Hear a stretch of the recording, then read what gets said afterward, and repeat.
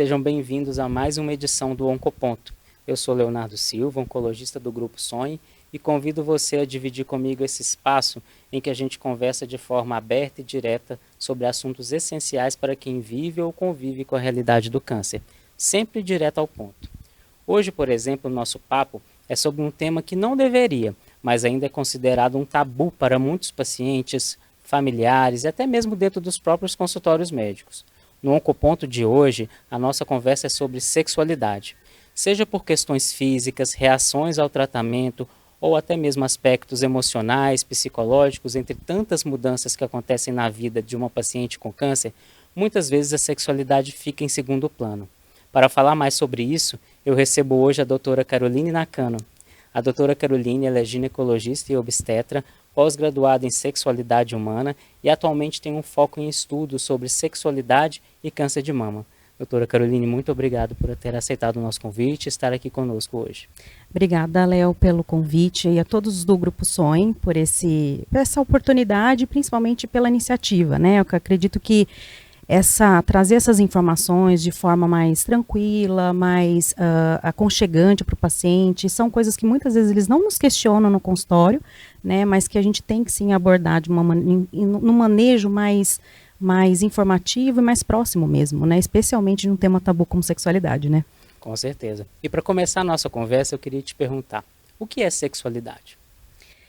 Olha, essa pergunta, ela é bem importante, porque sexualidade é tudo, né? Quando a gente define entre nós sexólogos, nós falamos que as pessoas acham que a sexualidade se resume ao ato sexual. Né? Quando que, na verdade, a sexualidade é o jeito que a gente se veste, é a nossa cultura, é a nossa formação religiosa, política, cultural. Então, é um conjunto disso. E a atividade sexual se encontra dentro desse contexto, né? Então, a forma como a gente se relaciona com as pessoas, seja amigo, seja parceiro ou parceira, né? Tudo isso está contido na sexualidade. A forma como a gente expressa as nossas emoções, a sexualidade, as nossas questões de gênero, né? Estão contidos no conceito de sexualidade. Então, sexualidade é tudo. Aí ela aborda a atividade sexual, né, e outras questões também. Com certeza.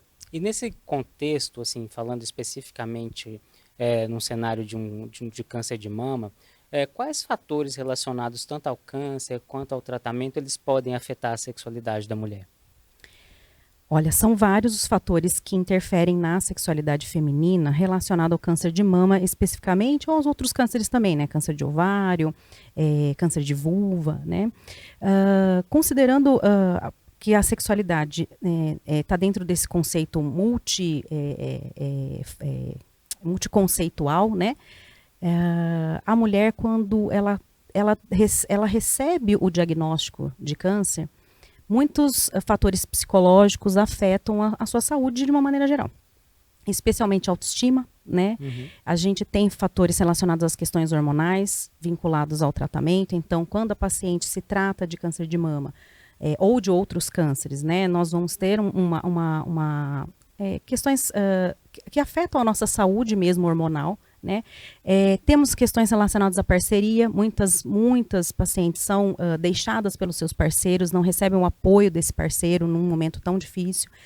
Tem questões relacionadas à autoestima do corpo e autoestima em relação à doença, né? Quer dizer, será que eu vou morrer, né? Então, são questionamentos feitos pelas mulheres de uma maneira geral e das pessoas que têm câncer de uma maneira geral, mas que afetam sim a sexualidade. Então, autoestima, libido, parceria, né? Questões hormonais, né? Estão todas relacionadas à possibilidade de uma disfunção sexual. E aí a gente vê que a questão da imagem corporal nesses pacientes é muito importante, né? A gente tem que lembrar que em alguns cenários, é claro que hoje isso até muitas vezes menos comum, mas a questão da mastectomia, da retirada completa da mama, ou até mesmo cirurgias menores que modificam, né? Uhum. Não é apenas a questão estética, visual, né? Mas é o que aquilo representa para a mulher, Sim. não é? Sim, sem dúvida. Além disso, a mama, nós consideramos um órgão sexual. Além de ser um órgão da amamentação, da autoestima, da beleza da mulher vinculada, né, a questões de autoestima, de fato a gente sabe que os estímulos na mama também podem promover sensações orgásticas. Então a mulher que tem aí uma lesão na mama, se ela precisa fazer uma cirurgia, se ela precisa fazer uma radioterapia, né, tudo isso afeta esse lado da autoestima mesmo, né, acaba levando a situações psicológicas, né, que acabam interferindo na sua sexualidade, diminuindo a vontade de buscar a atividade sexual, ou não está receptiva para a atividade sexual porque não se sente bem, né?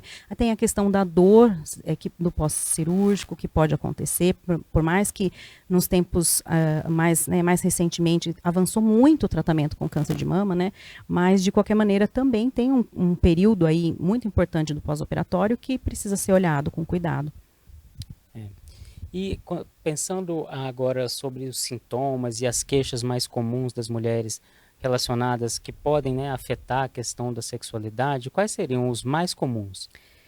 Principalmente a perda da libido, então a falta de engajamento sexual, né? Cada vez nós temos mulheres em faixas etárias diferentes quando acometidas com câncer de mama. Mulheres que já estão na menopausa, elas já passaram por esse período de ter uma queda da libido. Agora, quando os pacientes são mais novos, isso é muito abrupto para a mulher, né? E essa sensação de não engajamento, de não ficar excitada, né? De não perceber a resposta sexual, acaba sendo um dos sintomas mais importantes.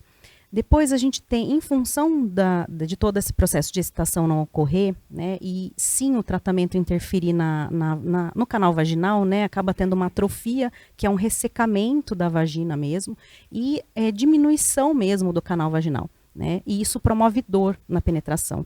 Com a dor na penetração, eu costumo dizer que é um efeito quase em círculo. Eu tenho dor na relação, eu perco a minha vontade, eu não quero ter relação de novo. Então ela fica nesse círculo, né, e aí fica inibida de ter relação sexual novamente. Basicamente, essas duas são as principais queixas, né, relacionadas ao câncer, né, especialmente o câncer de mama, né, que é o motivo de muitas das nossas conversas, né, Léo? Mas principalmente essas duas, a perda da libido e a atrofia vaginal que acaba levando a dor na penetração. E com relação a essa questão da atrofia vaginal, que é um sintoma realmente que incomoda e que é muito reportado, né, relatado pelas mulheres, existe alguma estratégia que a gente possa fazer uso para melhorar esse sintoma? Tem sim. Hoje existem alguns cremes vaginais que a gente pode utilizar. Existem lubrificantes à base de água, cremes vaginais que têm um poder de hidratação mesmo.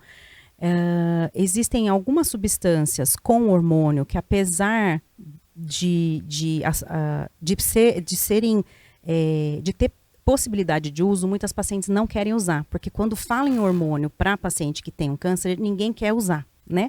E também tem hoje uma técnica mais recente, que é o laser vaginal, né, em que a gente utiliza a própria técnica do laser, que é uma energia que nós colocamos dentro da vagina, e essa energia é capaz de proliferar células que vão rejuvenescer o canal.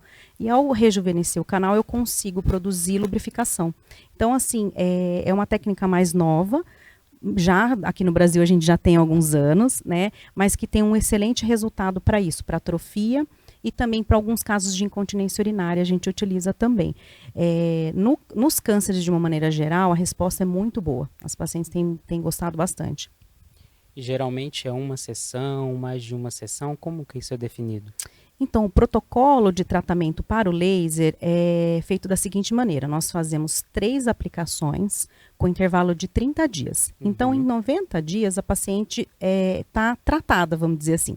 Sendo que após a primeira aplicação, depois de 7 dias, ela já pode ter relação sexual. Então, ela não precisa esperar os 90 dias para ter relação sexual.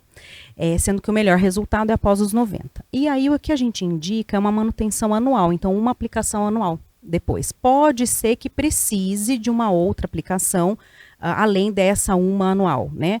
Mas, no geral, é uma anual mesmo. De 10 a 12 meses replicar, né? Fazer um novo tratamento.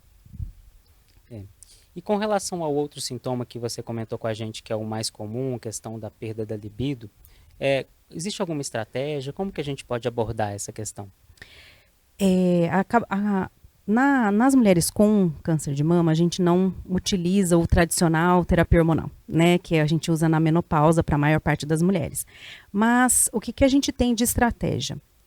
Começar sempre com atividade física e alimentação. Isso hoje a gente, né, Léo, a gente precisa falar disso, acho que desde as crianças até os Sim. adultos e os idosos. Não dá para deixar de falar de atividade física e o manejo mesmo do estilo de vida, né? É fundamental. Isso é muito importante. A outra questão é que a gente tem que fazer um controle das ondas de calor, que são sintomas muito comuns e que acabam levando à insônia, a paciente fica irritada, fica com uma labilidade emocional muito grande, né? Briga ou chora, né? Ou fica nervosa, né? Então, a gente entra com substâncias de ansiedade mesmo e que controlam bastante as ondas de calor. Então, ansiolíticos e alguns antidepressivos. Então, é uma estratégia muito boa, associada à atividade física, à alimentação e o laser vaginal, porque a gente sabe que essa paciente vai ter atrofia, né? Então, a gente indica bastante, e os cremes hidratantes vaginais. Ótimo. E tem algum... Você comentou sobre o uso dos antidepressivos, né? Em alguns casos para controle de fogachos. Isso. E a questão da irritabilidade, da labilidade de humor, que realmente é uma característica que a gente vê com certa frequência. Existe algum impacto negativo do uso desses medicamentos? Por outro lado, no caso da queda da libido, da perda do desejo? Tem sim. Algumas substâncias que são usadas para depressão, para ansiedade, para controle das ondas de calor, né, que são os fogachos, a gente tenta evitar, porque exatamente elas acabam diminuindo a libido.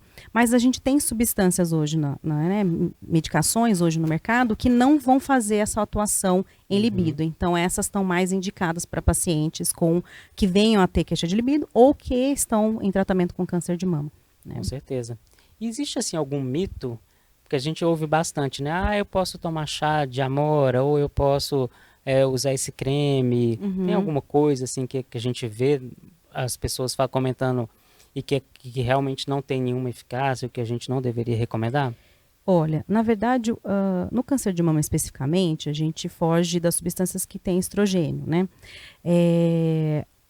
Mesmo que sejam fitoterápicos, de uma maneira geral, seja em forma de chá ou em cápsula dos chás, a gente deve evitar, porque sim, eles possuem estrogênio das plantas. Então, a gente deve evitar, tá? Então, não é uma recomendação nossa, porque de qualquer maneira, também corre-se um risco, né? Por mais que seja em pequena quantidade, né? Então, essas substâncias, nós não temos assim a segurança para dizer que está liberado, né? Não temos essa segurança, infelizmente. Ótimo.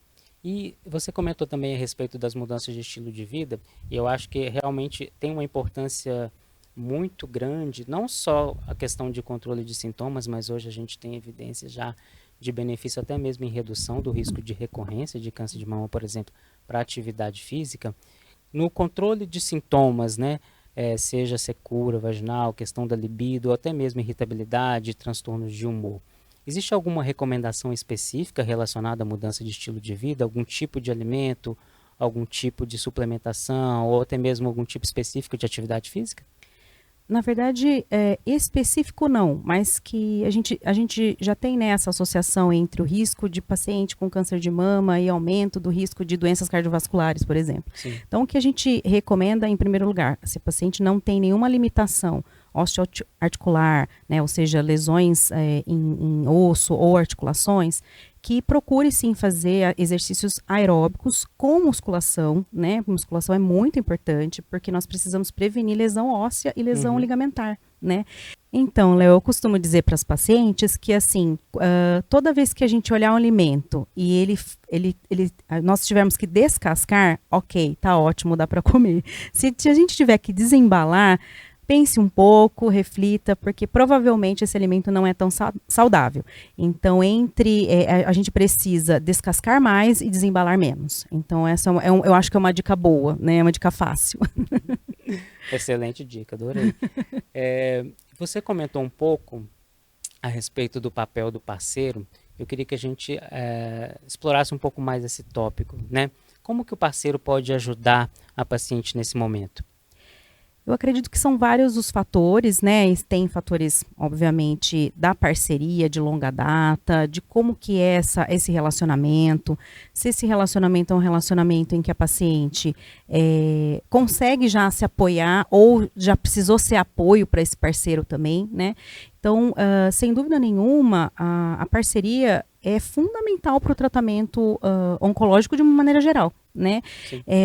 O parceiro vai precisar entender que a paciente vai passar por uma situação difícil, né, que não vai estar disposta sexualmente, muitas vezes, vai precisar passar por um período de indisposição, né, depois que o tratamento, né, porque assim, a paciente se vê numa situação de questionar se ela vai viver ou não. Então, a primeira coisa que talvez, eu acredito, né, que muitas das pacientes vivam é assim, vivenciam, né, eu estarei viva nos próximos 5 anos?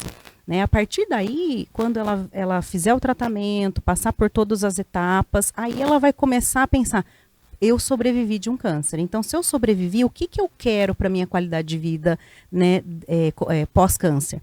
E hoje a gente sabe que, né, que o tratamento, para a maior parte das pacientes, faz com que 90% sobrevivam. 85%, 90%, né, Léo? E dentre as pacientes com câncer de mama, nós temos uma prevalência de 74% de disfunção sexual. Então é muito grande. Bastante. É bastante alto. Então a gente precisa questionar, perguntar se as pacientes estão sentindo isso, o que está sentindo, quando está sentindo, né? Em que momento começou os sintomas. Então, assim, sem dúvida nenhuma, o parceiro é fundamental nesse processo todo, né? Ele precisa dar apoio e perceber, né, que as coisas não serão iguais como eram antes, mas tem como ser muito legal desde que ambos caminhem juntos nessa batalha aí, né? Com certeza. E eu acho importante também a gente ressaltar o papel do médico, né? Uhum. Porque às vezes a paciente, né, ela pode não comentar e não relatar algum sintoma, então o nosso papel visto, né, essa incidência tão elevada da disfunção sexual, a gente também abordar de forma ativa nas consultas esse tópico com as pacientes, né? Uhum. Você sabe que tem alguns estudos mostrando, né, que as pacientes falam que uma das coisas que gostaria de ter sido perguntada é sobre questões sexuais nas consultas. É engraçado, né? Quando não parte delas mesmo, né, que a gente estava comentando, que tem algumas pacientes que já chegam a dizer que tem, Sim. mas muitas não dizem por várias questões. Às vezes culturais, às vezes receio, às vezes de pensar, eu vou viver isso daqui mesmo, então não preciso perguntar, é assim mesmo, né? Mas se a gente não abordar, a queixa também nunca vai vir, né? É verdade. Doutora Caroline, você tem alguma mensagem final para deixar para as nossas mulheres, para quem está nos assistindo, quem está nos ouvindo? Tenho sim. Primeiro eu gostaria de agradecer mais uma vez o convite aqui do Grupo Sonhe e dizer para as pacientes de uma maneira geral, as pacientes que vivenciam um câncer, né, são pacientes oncológicas, independente do tipo de câncer, seja o ovariano, o câncer de mama, o câncer de vulva, nós temos tratamentos e para que você tenha qualidade de vida depois de ter tido um câncer. Né? Basta procurar, se informar. Nós também temos que fazer o nosso lado, né, Léo, de questionar, né? E procurem sim, porque tem como a gente dar apoio para vocês em vários setores, incluindo na parte sexual. Doutora Caroline, eu queria agradecer por essa conversa tão esclarecedora, que ela possa ajudar muitas pessoas que estão nos vendo e ouvindo, e que a sexualidade possa ser encarada da forma como deve ser, nesse momento e em todos os outros momentos da vida. Obrigado. Eu que agradeço. E a você que ficou com a gente até agora, o meu muito obrigado. Espero você no próximo Oncoponto. Até lá!